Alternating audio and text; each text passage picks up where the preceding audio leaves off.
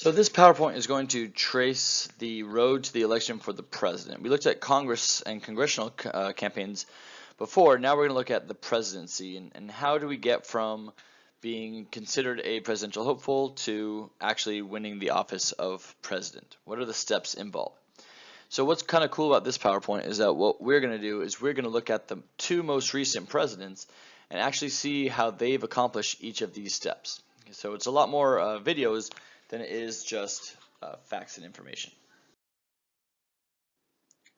Step one is getting mentioned. Now this one is kind of an abstract concept to really wrap our heads around. By getting mentioned, what we simply mean is that you're considered a presidential hopeful. If you think about all the elected officials that we have in the country, not all of them are considered somebody who someday could be president. Only a handful do. And there's no real one way to get mentioned. It's just kind of a general acceptance by us in the country, and specifically by the media, that kind of selects these people. So the public and the media kind of just accept this person as somebody who potentially could be a president. And that's really half the battle. It also involves getting support enough from your own party. Okay, and so we call this the invisible primary because it's not really a primary election, but it's this jockeying and fighting for support from your own party to be thought of as somebody who the party could rally behind and potentially become a president someday. So again, there are a number of ways to be mentioned. You could tip off reporters, you can give famous speeches, you could be from a famous family, you could sponsor some famous important legislation, you could be the governor of a big state like California. There is no one way, and of course, most obviously, just getting mentioned does not guarantee that you will become president, nor does it even guarantee that you'll decide to run for president. All it simply means is that you're in the conversation. Right? So what we're going to actually see is, again, the two most recent presidents and the moments they actually get mentioned. So for Obama, it was actually an actual tangible moment that you'll be able to see. This is him speaking at the 2004 Democratic National Convention, where John Kerry was running against George W. Bush, and no one really knew who Obama was at all at this point. But he gives his speech, and immediately afterwards, people start talking about him potentially being a president. At this point, he wasn't even a senator from Illinois yet, but very quickly he gains this kind of following and attention as someone to keep an eye on. The next senator from the state of Illinois, Barack Obama. And here comes Barack Obama. Richard Norton Smith, a resident of the state of Illinois, lives in Springfield. How do you explain, Richard, the rise of this meteor from the land of Lincoln? A meteor is a good word, Jim. 50 years ago, an unknown governor named Adlai Stevenson stepped onto that podium and became a national figure overnight. I suspect you may see that again tonight. A few months ago, this was a relatively obscure member of the Illinois State Senate in a pack of 6 candidates for the race. The leading candidate self-destructed, and almost overnight, people discovered Barack Obama, a kind of a prairie fire. Okay. Thank you, Richard. And now here is Barack Obama making the keynote address at this 2004 Democratic Convention. Thank you, Dick Durbin. You make us all proud. Tonight is a particular honor for me because, let's face it, my presence on this stage is pretty unlikely. If there is a child on the south side of Chicago who can't read, that matters to me even if it's not my child. If there's a senior citizen somewhere who can't pay for their prescription drugs and having to choose between medicine and the rent, that makes my life poor even if it's not my grandparent. If there's an Arab American family being rounded up without benefit of an attorney or due process, that threatens my civil liberties. Even as we speak, there are those who are preparing to divide us. Well, I say to them tonight, there is not a liberal America and a conservative America. There is the United States of America. There is not a black America and a white America and Latino America and Asian America. There's the United States of America. The pundits like to slice and dice our country into red states and blue states. Red states for Republicans, blue states for Democrats. But I've got news for them, too. We worship an awesome God in the blue states, and we don't like federal agents poking around in our libraries in the red states. We coach Little League in the blue states, and yes, we've got some gay friends in the red states. There are patriots who opposed the war in Iraq, and there are patriots who supported the war in Iraq. We are one people, all of us pledging allegiance to the Stars and Stripes, all of us defending the United States of America. I'm talking about something more substantial. It's the hope of slaves sitting around a fire singing freedom songs. The hope of immigrants setting out for distant shores. The hope of a young naval lieutenant bravely patrolling the Mekong Delta. The hope of a mill worker's son who dares to defy the odds. The hope of a skinny kid with a funny name who believes that America has a place for him too.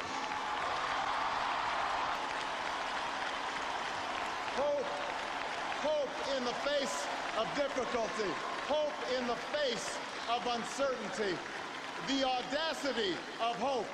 America, tonight, if you feel the same energy that I do, if you feel the same urgency that I do, if you feel the same passion that I do, if you feel the same hopefulness that I do, if we do what we must do, then I have no doubt that all across the country, from Florida to Oregon, from Washington to Maine, the people will rise up in November, and John Kerry will be sworn in as president, and John Edwards will be sworn in as vice president, and this country will reclaim its promise, and out of this long political darkness, a brighter day will come. Thank you very much, everybody. God bless you. This is why you go into this business, to watch a speech like that. It's a shame that the networks aren't covering tonight, because they just missed a bit of history right there. You agree, Mark? He lit it up. Richard said the star was being born, Jim. He's the only speaker who's come to this convention without any expectation because people didn't know him. They knew the biography, but nobody knew him, and boy, they know him now. But they didn't even, most people didn't even know the biography, David. Yeah. I mean, This is like watching Tiger Woods play his first tournament. Yeah. It's amazing. This, as he speaks to us tonight, remember, he's still a state senator in Illinois. I mean, he is not a United States senator. This is the guy who transcends labels, cliches, racial, ideological, cultural, red and blue states. He mixed it all up. He reinvented it. He gave us a whole new vision of the United States. Yeah. This guy's going places. Yeah. Had you heard him speak like this before? I mean, is he this well known in Illinois for doing these kinds of things that he did tonight for the country? He is rapidly developing a reputation statewide. People talk about him quite openly as the first black president of the United States. So we see right there, that literally is the moment when he is mentioned. Someone puts him in the conversation of potentially being a president of the United States someday. And again, at this point, he hadn't even been elected to the United States Senate. This is 2004, and of course we know the story that in 2008 he'll be elected the first black president. So 4 short years later, he takes this speech and turns this into enough of a movement to become the president. Okay, so let's compare that to our most recent president, Donald Trump. His story is obviously a lot different, mostly because he was very well known for quite a long time before he even considered running for president. So for him, it wasn't necessarily getting his name out there. It was more transitioning from being seen as a businessman and a reality TV star to an actual serious politician. So let's take a look at his getting mentioned. Donald Trump was the act you've known for all these years, the New York tabloid fixture who told people in 1987 he was too busy to run for the White House. We knew him instead as a flashy real estate billionaire whose soaring skyscrapers, multiple marriages, fluctuating fortunes, celebrity smackdowns, and reality show renown made the Trump brand one of the world's most recognizable.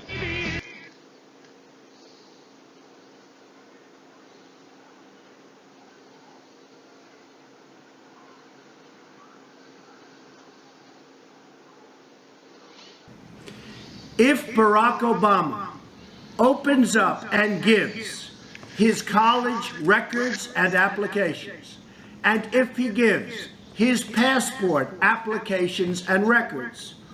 I will give to a charity of his choice, Inner City Children in Chicago, American Cancer Society, AIDS Research, anything he wants, a check immediately for $5 million.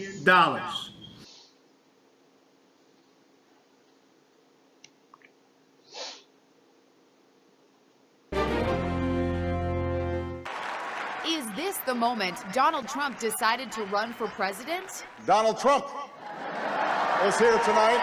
The year was 2011. The place, the White House Correspondents' Dinner.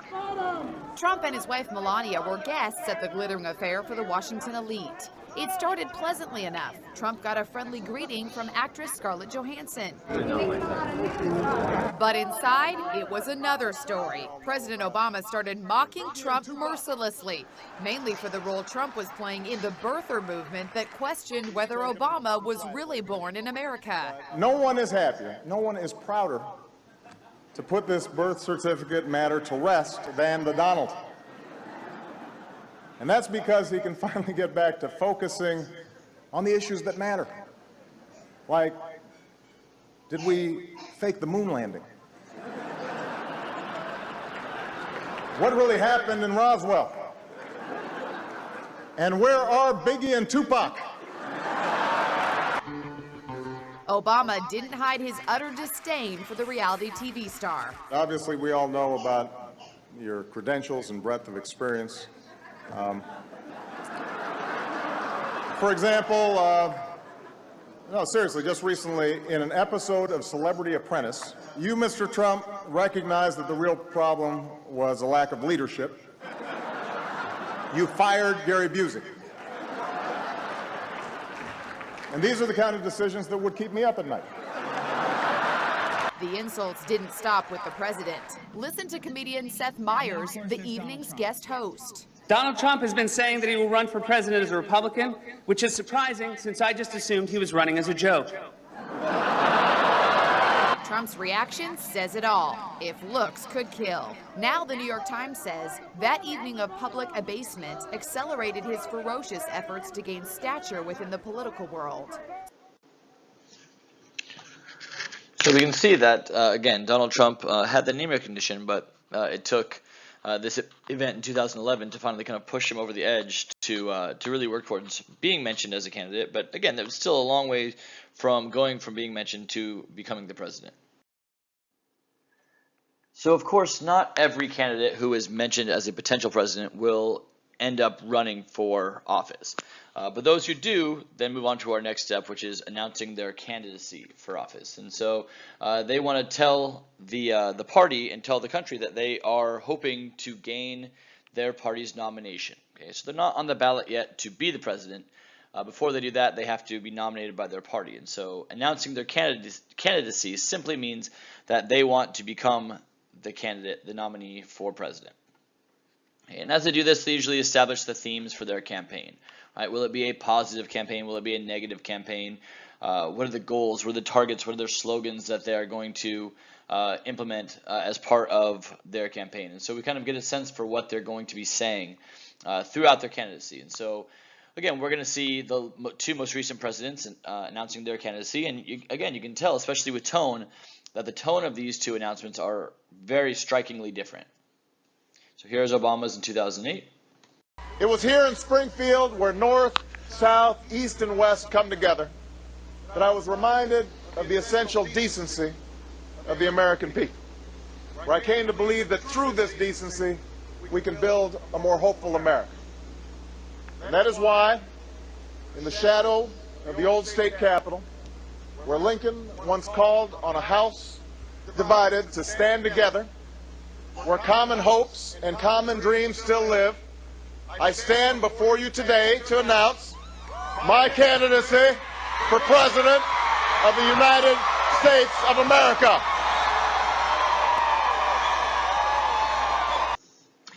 All right, again, let's compare that now to Trump's announcement.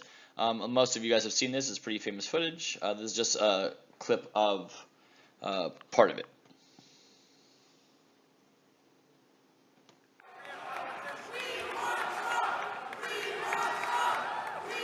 Ladies and gentlemen, I am officially running for President of the United States.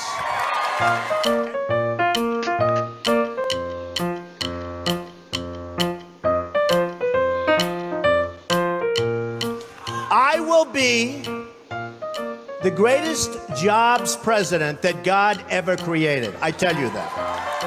Hey, I have lobbyists, I have to tell you. I have lobbyists that can produce anything for me. They're great. Hey, I'm not saying they're stupid. I like China. I sell apartment for I just sold an apartment for $15 million to somebody from China. Am I supposed to dislike them? I don't need anybody's money. It's nice. I don't need anybody's money. I'm using my own money. I'm not using the lobbyists. I'm not using donors. I don't care.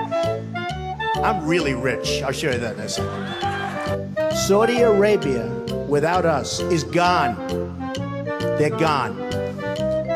When Mexico sends its people, they're not sending their best. They're not sending you. They're not sending you. They're sending people that have lots of problems, and they're bringing those problems with us. They're bringing drugs, they're bringing crime, they're rapists, and some, I assume, are good people. I would build a great wall, and nobody builds walls better than me, believe me, and I'll build them very inexpensively. I will build a great, great wall on our southern border, and I will have Mexico pay for that wall. Mark my words. Obama is going to be out playing golf. He might even be on one of my courses. I would invite him. I actually would say. I have the best courses in the world, so I'd say, you know what, if you want to see, I have one right next to the White House, right on the Potomac. If he'd like to play, that's fine.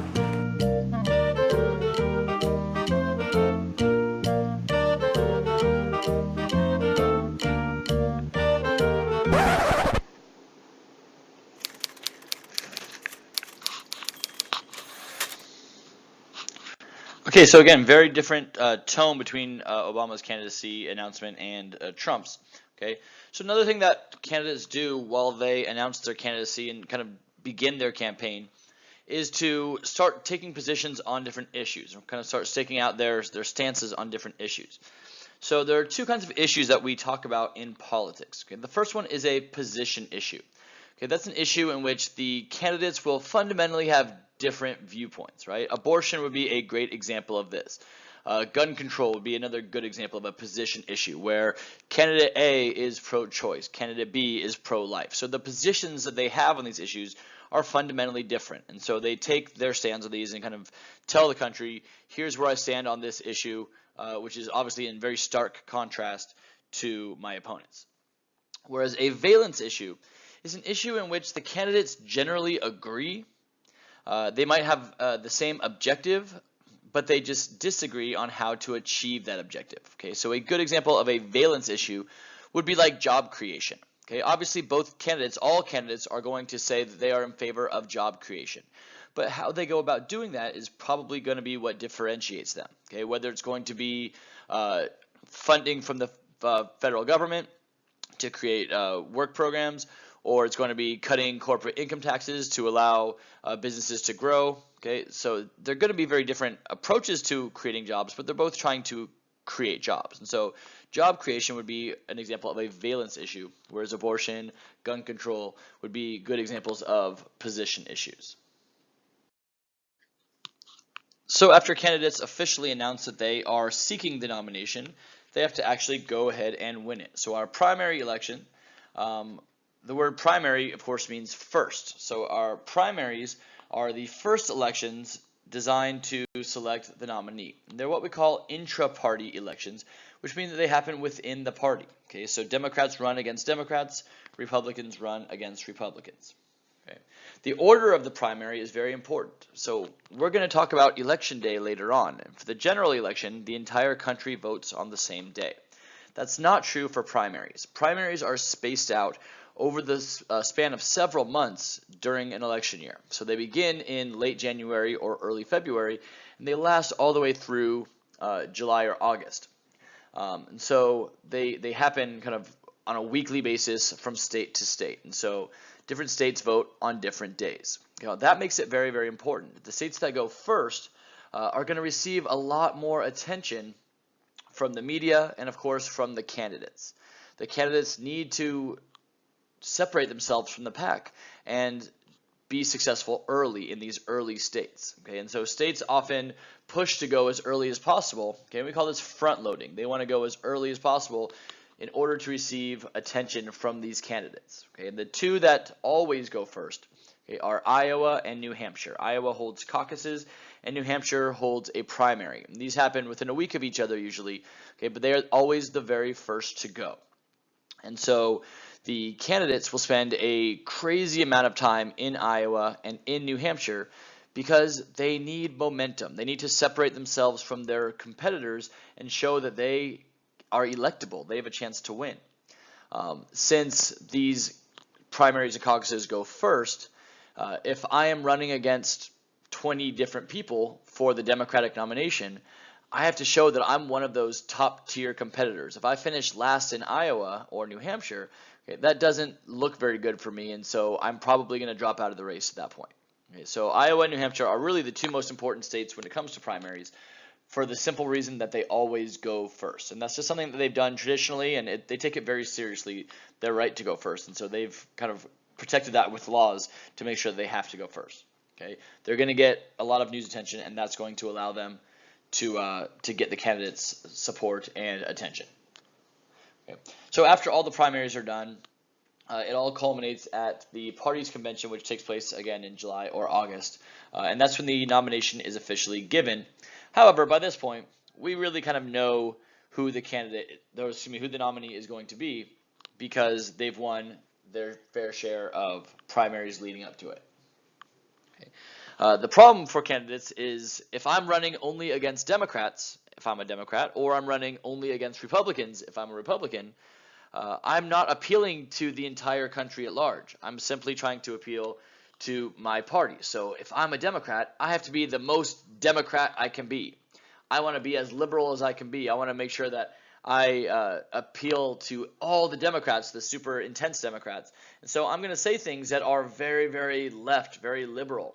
And that could put me in trouble if I do win the party's nomination, because then in the general election, I'm in danger of alienating a lot of voters who are more moderate or even on the conservative side. If I go too liberal in the primaries, then I'm going to turn some people off in the general election. But if I don't go far enough to the left in the primary, I won't even win my party's nomination. So it's a difficult needle to thread. Mitt Romney famously got himself into trouble in 2012 by saying that it's like an Etch-a-Sketch. You say one thing in the primary, and then you get to kind of shake it up and start all over again in the general election. And a lot of voters didn't really appreciate that because he already had a reputation for flip-flopping. So let's take a look at the 2008 primaries and compare that to the 2016 Republican primaries. In the beginning, there were 8 candidates running for president. Joe Biden is from Delaware. He talks about Iraq. Hillary Clinton is from New York. She talks about the 1990s. Chris Dodd is from Connecticut. He talks about education and the environment. John Edwards is from North Carolina. He talks about poor people and his dad's mill. Mike Gravel is from Alaska. He talks about himself. Dennis Kucinich is from Ohio. He talks about peace. Barack Obama is from Illinois. He talks about change you can believe in. Bill Richardson is from New Mexico. He talks about his impressive resume. Polls show only 3 candidates have a shot: Edwards, Clinton, and Obama. Clinton goes on all the morning talk shows to brag about her health plan. She cackles. The press treats her as the inevitable nominee. Smear campaigns start gaining traction against Obama. He's a crypto-Muslim. He doesn't like America. He doesn't pledge allegiance to the flag. Spam filters buckle under the added stress. Oprah stumps for Obama. Babs endorses Clinton. Kevin Bacon endorses Edwards. Aragorn endorses Kucinich. Fight for us and regain your honor. Cable news anchors care 10 times as much as the average voter. Happy New Year. 3 days to Iowa. Polls show a tight race. The candidates give their closing arguments. Obama wins Iowa. People are surprised. White people like the black guy. He gives a good speech. They said this day would never come. Hillary finishes third. She's screwed, we think. Biden and Dodd drop out.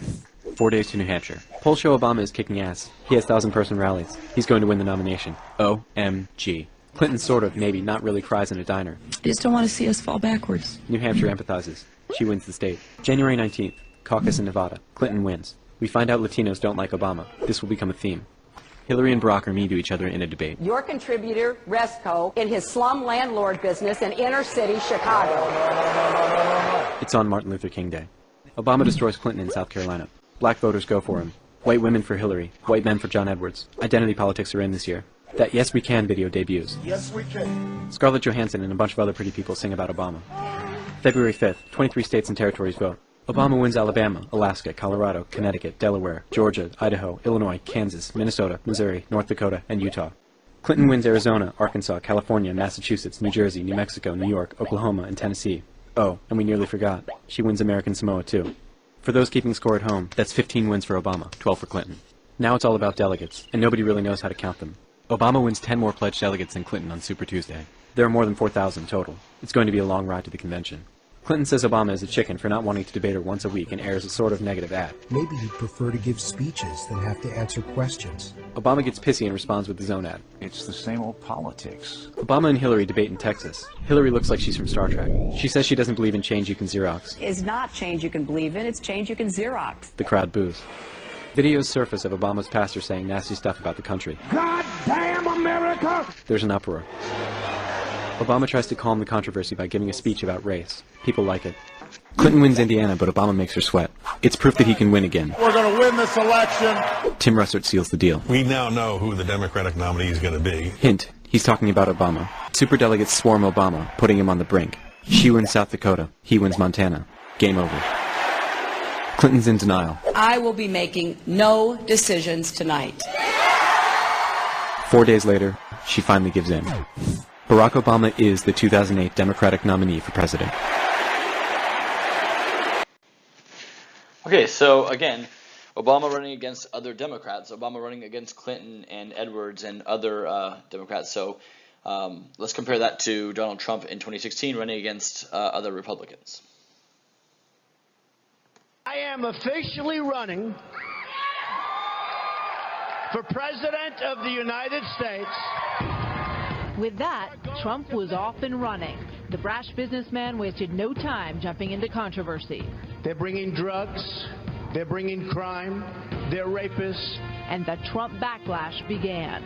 This party does not prey on people's prejudices. Donald Trump's candidacy is a cancer on conservatism. He's not a serious candidate. But when 17 candidates sprawled across 2 stages for the first Republican debate, the top polling candidate took center stage. You've called women you don't like fat pigs. Your Twitter account... Only Rosie O'Donnell. What followed was a string of insults and run-ins. He's little, L-I-D-D-L-E, little. What's your name? My name's Lion Ted Cruz. Fueling an outrage and the narrative that Donald Trump just couldn't last. But something was stirring in GOP America. He is not a typical politician. Fans were flooding Trump events, turning out in record numbers. We are going to have a wall. Governors Rick Perry and Scott Walker, the first to see the writing on the wall. I will suspend my campaign immediately. Jindal, Graham, and Pataki were out next. But still, the naysayers believed things would change when people started voting. They were wrong. I just want to see a change in the government right now. Desire for an outsider, along with anger toward the federal government. These are 2 big things that have been driving the Republican voters so far this year. Iowa was a second-place finish. Huckabee, Paul, and Santorum were done. But New Hampshire was huge for the businessman. Thank you, New Hampshire. And then, like dominoes, a deep bench of strong GOP candidates with wealths of experience in government started to fall. We're going to go home to New Jersey tomorrow. Jeb Bush, who many believed was the man to beat, promised to win in South Carolina. South Carolina, where we are going to do really well. He was gone before the polls even opened. South Carolina, we will never forget you. Super Tuesday was the final straw for Dr. Ben Carson. I will still continue to be heavily involved. And the never-Trumpers started to panic. Former Republican nominee Mitt Romney broke his silence with a full-on Trump assault. Donald Trump is a phony, a fraud. But none of it mattered. Marco Rubio was the next to go after a crushing loss in his home state of Florida. Today, my campaign is suspended. John Kasich and Ted Cruz, the last men standing, right before Indiana held its primary. God bless the Hoosier State. But Cruz called the hoop a basketball ring as Trump bromanced Bobby Knight. The people of Indiana have been incredible. And the buzzer sounded. We are suspending our campaign. The next day, Kasich called it quits as well. And then Donald Trump, who had defied all odds and expectations, hit the magic number. There would be no contested convention. He had vanquished them all. We got a bunch of real dummies, I tell you. Now it was all about Trump. Okay, so there's the primaries in 2016 compared to 2008. So after they win their party's nomination, they turn their attention to the general election. So now instead of Democrat against Democrat, it's Democrat against Republican. Okay, and one of the first things that they're going to do is choose a running mate. They're going to choose a vice presidential candidate. Okay, now studies have suggested that it actually has very little impact on the election. However, it can have bad effects. If you look at 2008, for example, John McCain's choice of Sarah Palin ended up backfiring for him pretty dramatically. But in general, the running mate doesn't really take away or add too much to the campaign. What presidents or candidates usually do, though, is select people who kind of fill in gaps in their resume that voters might look at. For example, Barack Obama selected Joe Biden because the biggest knock on Barack Obama was that he didn't have enough experience. So he selects Joe Biden, somebody who had been in the Senate since he was 30 years old, who had been in the Senate for a very long time, and everyone knew how much experience he had had. So he kind of helped close that gap for Obama. Donald Trump was seen as somebody who could not appeal to really religious voters because of some of his past behavior, and so he selected Mike Pence, who very much is a favorite of very religious voters. John F. Kennedy famously selected Lyndon Johnson because he couldn't really appeal to Southerners, and so just from an electoral standpoint, he selected somebody who could help him carry the South. And so again, presidents pick people who are going to help them kind of close gaps in their resume, whether that's kind of geographically or experience-wise, or some trait that voters might feel that they're lacking. Okay. After they choose a running mate and begin their campaign, the general election candidates will engage in a series of debates. Now, these debates have become more and more important in the TV age. Right? Our first great example of this is the 1960 election, JFK versus Richard Nixon, where if you listen to the debate on the radio, you would have thought Nixon won. However, if you saw the debate on TV, you would have thought John F. Kennedy won. Okay, and that's simply because John F. Kennedy looked better on TV than Richard Nixon. And so it kind of showed the country and politicians specifically how important looking presidential actually is, and how important how you say something is versus what you're actually saying. So it led to kind of a shallowness of our campaigning, but also a big focus towards essentially looking good on TV. Okay, so debates don't usually change people's minds too much. There weren't too many people, for example, in 2016 who were going to vote for Hillary Clinton and then heard Donald Trump debate and switched their vote. It doesn't usually persuade people, but what it can do, if you make a flub, if you say something wrong, if you make a gaffe, it could potentially hurt you in the polls. So what candidates really just try to do is play it safe and look presidential while avoiding saying anything that's going to kind of get them into trouble. So here are the 2008 versus 2016 debates. It was planned to be a debate on foreign policy, but for easily the first 30 minutes, the topic was topic number one, the economy. Moderator Jim Lear tried to get the candidates to spar. John said that the fundamentals of the economy are sound. Say I it do not directly to think him. that they are. Say it directly to him. Well, John, 10 days ago, you said that the fundamentals of the economy are sound. And are you afraid I couldn't hear him? And it didn't take long for the rivals to deliver. It's been your president, who you said you agreed with 90% of the time, who presided over this increase in spending, this orgy of spending. I have opposed the president on spending, on climate change. It's well known that I have not been elected Miss Congeniality in the United States Senate, nor with the administration. When the debate finally turned to world affairs, sparks flew again, particularly over the war in Iraq. John, you like to pretend like the war started in 2007. You talk about the surge. The war started in 2003. You said we knew where the weapons of mass destruction were. You were wrong. You said that we were going to be greeted as liberators.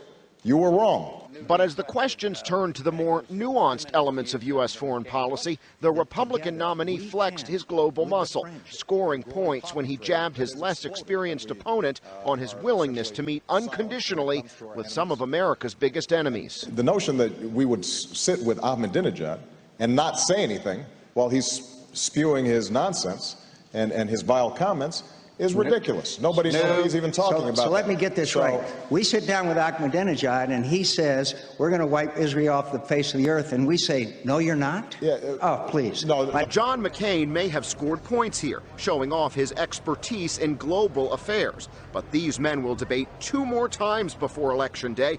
Their running mates face off next Thursday. So we may not yet have seen the game-changing debate of this presidential race. Jason Bronis, The Associated Press, Oxford, Mississippi.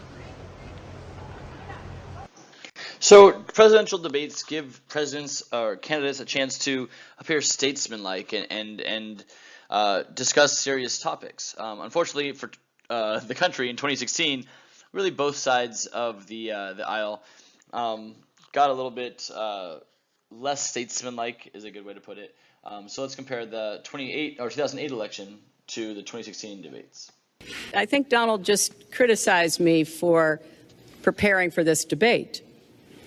And yes, I did. And you know what else I prepared for? I prepared to be president. And I think that's a good thing. Well, I hope the fact checkers are turning up the volume and really working hard. Donald supported the invasion of Iraq. Wrong. That is absolutely wrong. Proved over and over again. Wrong. I have much better judgment than she does. There's no question about that. I also have a much better temperament than she has. You know, I have a much better. Secretary Clinton. Woo, okay. Somebody who's been very vicious to me, Rosie O'Donnell, I said very tough things to her, and I think everybody would agree that she deserves it, and nobody feels sorry for her. You called what you said locker room banter. You described kissing women without consent, grabbing their genitals. That is sexual assault. You bragged that you have sexually assaulted women. Do you understand that? No, I didn't say that at all. I don't think you understood what was said. This was locker room talk. I'm not proud of it. I apologize to my family. I apologize to the American people. Certainly I'm not proud of it. You look at Bill Clinton, far worse, minor words, and his was action. His was what he's done to women. There's never been anybody in the history of politics in this nation that's been so abusive to women. Hillary Clinton attacked those same women and attacked them viciously. 4 of them here tonight. If I win, I am going to instruct my Attorney General to get a special prosecutor to look into your situation, because there has never been so many lies, so much deception. There has never been anything like it. What steps will your energy policy take to meet our energy needs, while at the same time remaining environmentally friendly and minimizing job loss for fossil power plant workers? For Trump, 2 minutes. Absolutely. I think it's such a great question. And once the border is secured, at a later date, we'll make a determination as to the rest. But we have some bad hombres here, and we're going to get them out.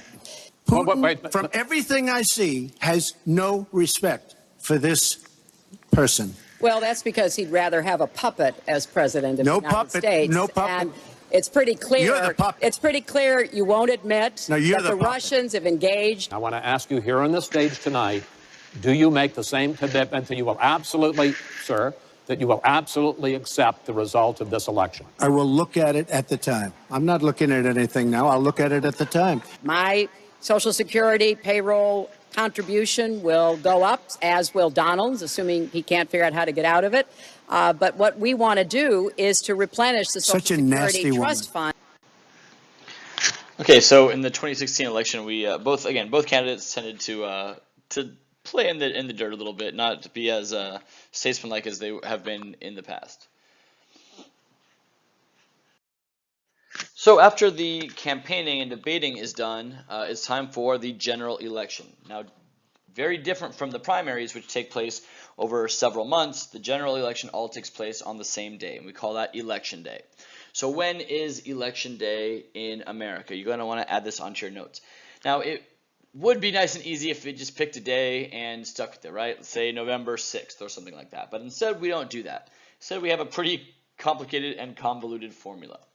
Election Day is the first Tuesday after the first Monday in November every other year, so every even-numbered year. Okay, if you're the president, if it's the presidential election, it's every 4 years. Okay, so the first Tuesday after the first Monday in November, every even-numbered year, or every 4 years for the president. Now that sounds ridiculous. Why in the world would we do that? If we look at November 2012, for example, why wouldn't we just pick a day and say this is the day we're going to do it? Okay, if we look at November 2012, okay, we can figure out, if we look at the formula, when is Election Day? Okay, we find the first Monday, which is November 5th, and the first Tuesday after that is going to be Tuesday, November 6th. So in 2012, Election Day was November 6th. Okay, so why don't we just say November 6th? Why don't we just say Election Day will be November 6th every year? Okay, well, there's two major reasons that we do that. There's two things that we're trying to avoid by having this kind of crazy formula. Okay, the first one we're trying to avoid is having an election on a Sunday. And if we said the election is November 6th every year, then every once in a while that day would fall on a Sunday. And we want to avoid that. Okay, Sunday is a religious day. It's a day when people spend time at church. And so we don't want to mix government and religion in terms of that. Nor will it help our voter turnout problem. People spend the day with their churches, and so we don't want them having to choose, should I go to church or should I go to vote? We don't want that to be the case. So we want to just leave Sunday completely government free as much as is possible. So if we just pick a number and say it's November 6th, then sometimes it would come up on a Sunday. And again, we just don't want that to ever happen. Okay, so why don't we just say the first Tuesday in November? That'd be pretty easy as well. Okay, well, there's something else we're trying to avoid also. We're trying to avoid an election happening on the first day of the month. And the reason we want to avoid the first day of the month is that's the day when adults get paid. Okay, now with direct deposit and modern technology, that's not as big of an issue. But for older people, it's a day where there's a lot to do. You get your paycheck, you go stand in line at the bank for sometimes an hour. You deposit your money, then you take out your money and pay your bills and run your errands and buy your groceries. And so it's a day that's already very stressful and very busy for most adults. And so we don't want them to have to try to work in voting during that. And so in this case, 2012, it wouldn't have been an issue. We could have just said the first Tuesday of the month. Okay, but there, of course, would be a time when the first of the month happens to be on a Tuesday. And so we don't want that to be the case. So we say the first Tuesday after the first Monday in November. If we look at November 2016, for example, okay, we can see that the first actually takes place on a Tuesday. And so just saying the first Tuesday of November would again cause that problem that we didn't want to happen. So instead we say again the first Tuesday after the first Monday. In this case, the first Monday is the 7th of November, and so the day after that, the first Tuesday, November 8th, would be Election Day. Okay, and so when we look at November 2020 or November 2024, okay, it's that same formula every time. Those two things will always be avoided. We will never have an election on the first of the month, nor will we ever have an election on a Sunday. So how do we win the election? How do we actually get enough voters? Of course, that's the key. The key is to appeal to the most amount of voters to win the election. So kind of in a perfect world, people would use what we call rational choice voting, okay, which is voting for the person who would actually benefit your life the most, the person whose policies and whose presidency would help you out the most. Unfortunately, we don't often use rational choice voting as much as we probably should, okay. We use other types of voting, such as prospective voting, which is kind of voting forward-looking. Who's going to handle the issues better? Who is better equipped to handle what the future might hold? Okay. We also use what we call retrospective voting. Okay. Retrospective voting means looking backwards. Okay. So if there is an incumbent running for president, just thinking about, are you happy with how things have been going? Are you happy with your life? Are you happy with your situation? Are you happy with what's been going on?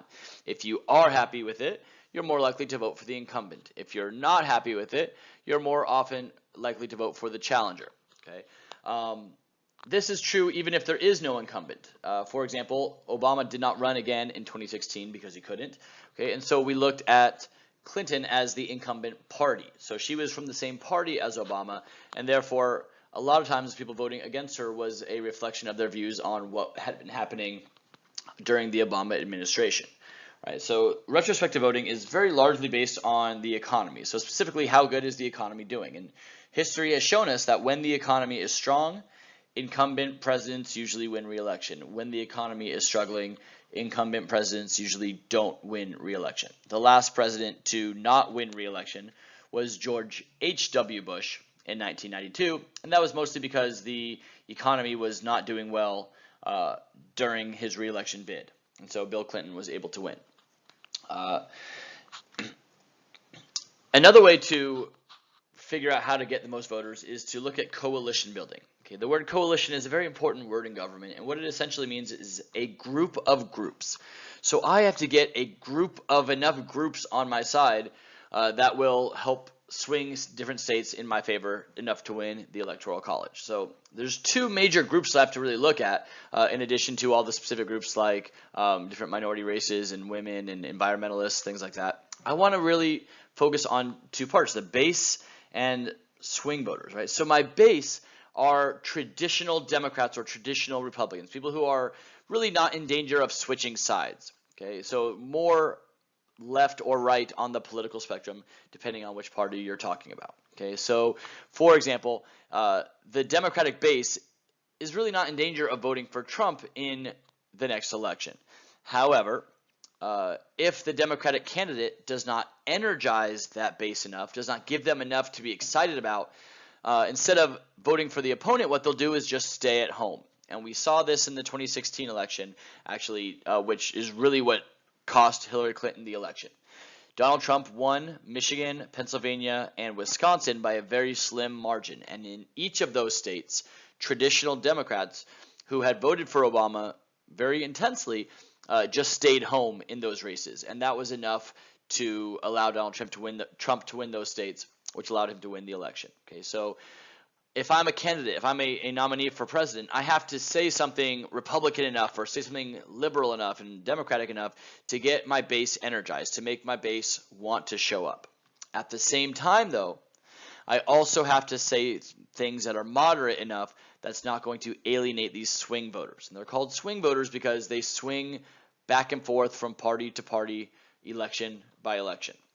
So not only do I have to be a liberal enough Democrat to get the Democrats to want to vote, I also have to be moderate enough to not scare off those people who are in the middle of the spectrum, that center.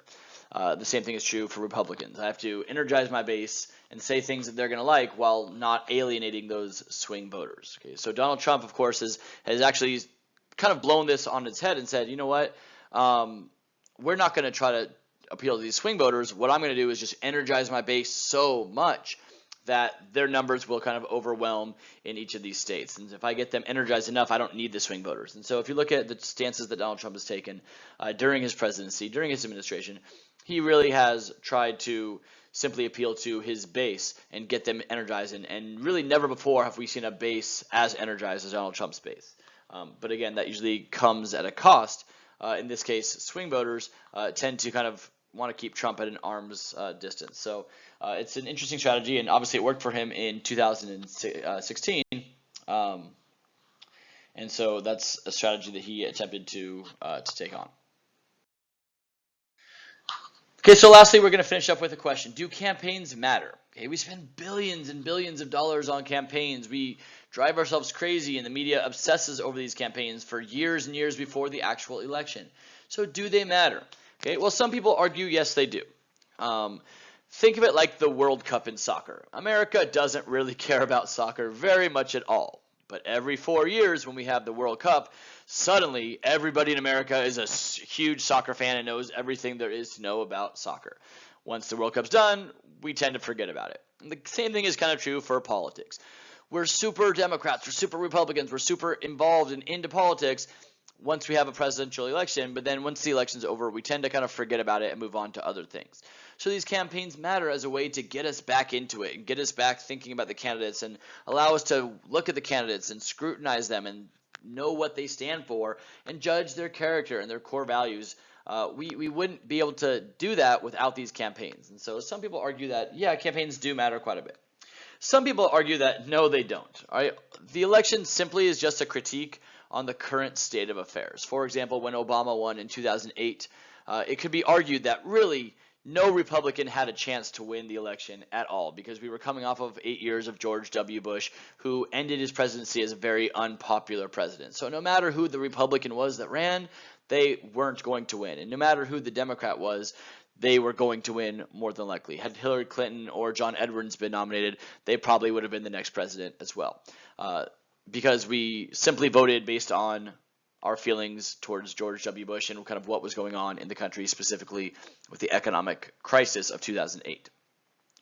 The same thing could be said in 2016, that no matter who the Republican was, they had a good chance of winning simply because America wanted a change after Obama's 8 years in office. Okay, so the campaigns aren't really persuading people. There are very few people who changed their minds during this campaign. 2016 is a great example for that. Very few people said, I was going to vote for Hillary Clinton, but something Trump said on the campaign trail made me vote for Donald Trump. Okay, that's not really what happens in the campaigns. And so the billions of dollars that we spend, the amount of energy and stress that we put on this, often is pretty silly. If we look at other countries around the world, their candidates or their campaigns last much, much shorter and spend a fraction of the money that we spend in America. And so is it really worth it? Some people would argue no. Okay. Either way, these are the steps that it takes to become president. This is what happens. While the rules get bent a little bit, especially with Donald Trump, he has bent a lot of the rules that have kind of traditionally governed how these things go down. For the most part, it is this process that all candidates eventually go through.